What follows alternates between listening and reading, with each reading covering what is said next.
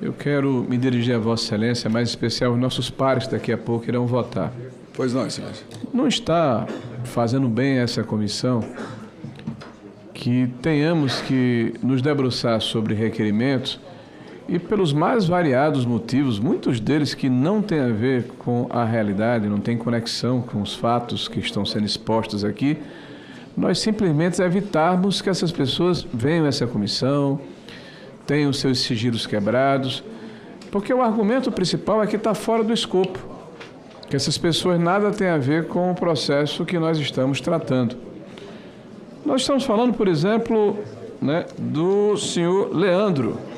O senhor Leandro Fonseca esteve naquela famosa foto que foi exibida aqui por diversas vezes, naquela reunião onde o Careca estava, acho que em janeiro de 2023, e esse cidadão, 30 dias depois, recebe R$50 mil na sua conta. Isso foi revelado pelo RIF, pela quebra do sigilo.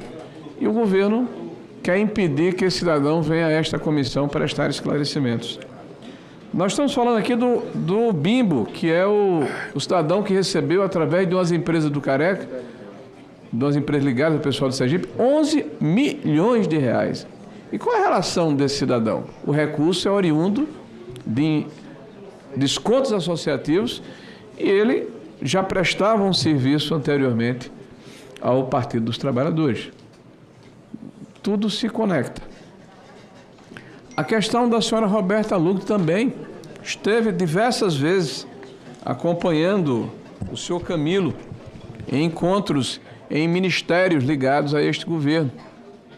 E é uma pessoa que, ao que consta, está dentro desse processo, porque os recursos que foram aplicados nessa ação são oriundos dos descontos associativos. Mas eu fiz aqui uma relação rápida, são mais de 30 requerimentos, não vou me deter sobre todos eles, mas o mais importante é o padrão, senhor presidente. Vejam que de repente se fala aqui, porque o ministro Onyx recebeu o dinheiro. Foi um dinheiro que ele recebeu dentro da sua campanha e o cidadão que fez a doação registrou essa doação. Ao contrário dos 50 mil que esse assessor que estava na reunião, que era ligado ao pai do atual ministro, recebeu de maneira graciosa, sem nenhum registro. Por que ele recebeu esse dinheiro?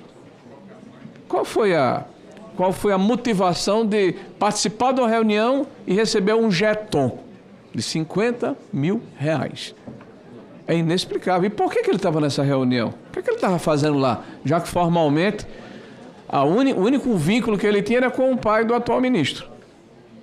E vejam, nós representamos contra a questão que ocorreu na semana passada, que foi publicizada, que foi aquela licitação de 130 e tantos milhões de reais de 135, de um cidadão que é de Caruaru, da terra do pai do ministro, e que, coincidentemente, no dia do pregão, estava no ministério, de 10 da manhã às 5 da tarde, e esteve na agenda pública do ministro com ele.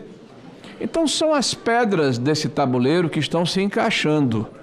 Aí se fala, o Bolsonaro está preso. Não se diz que o Bolsonaro está preso, porque nada tem a ver com isso aqui, por um crime político.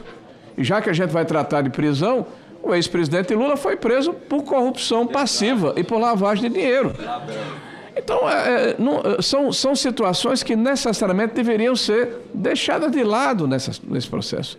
O que a gente quer saber realmente, e a blindagem está nos impedindo, é que nós tenhamos um desenho, uma nitidez sobre o que está ocorrendo. Então, eu faço um apelo aos senhores deputados e senadores que, independente do partido político, da posição que eles têm, da missão que eles têm que cumprir, respeito isso, faz parte da política, que eles entendam que a gente precisa dar satisfação aos brasileiros, principalmente aqueles que foram lesados, roubados, espoliados, enganados e agora servem como se fosse uma massa de manobra numa narrativa política de que este governo descobriu o roubo, é mentira, que este governo combateu o roubo, é mentira, e que este governo está devolvendo o dinheiro como se o dinheiro fosse deles.